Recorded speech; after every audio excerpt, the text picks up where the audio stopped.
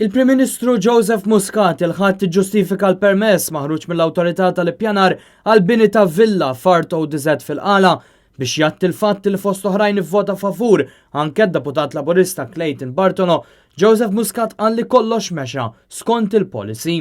Il-mod ta' kif ħareġ il-permess kien wieħed skont ir-regoli.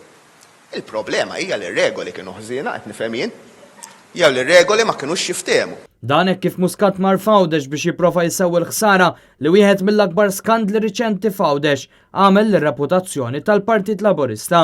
Iżda minn diskors ta' aktar minn nofsija, Joseph Muscat għatta biss anqas minn 5 minuti biex jitkellem dwar dan u aħħar kollox fl-awtorità tal-ippjanar fejn qatt ma semma lid-deputat ħabib tiegħu stess li vvota favur dan il-permess. Fil-waqt l-awtorità qed tagħmel id-deċiżjonijiet mod indipendenti għar-rasa fl-aħħar mill-aħħar xhur tal-gvern jieħed.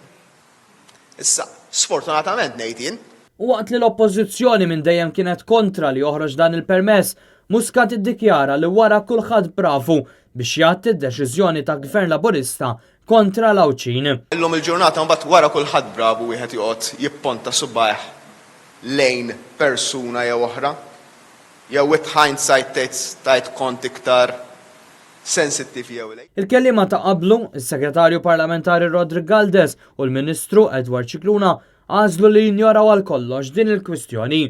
Al kontrarju, esponenti laburisti komplew jikkritikaw l-gvern tagħhom stess. Sajru Senċer qal li l-bord tal-awtorità tal-ippjanar għandu jinbidel u appella biex il-permess jiġi revokat immedjatament. Min-naħa tiegħu l-eks mexxej laburista Alfred Sant iddikjara li l-irtirar tal-imprenditur li propona l-bini ta' villa barra l-Qala milli jkompli bil-permess li ngħata mill-Planning Commission tpoġġi l-chairperson ta' din il-kummissjoni f'qagħda impossibbli għalli moralment u professjonalment għandha tirriżenja mill-kariga fejn tinsab għax il-konflitti ta' interess jew id-dera tagħhom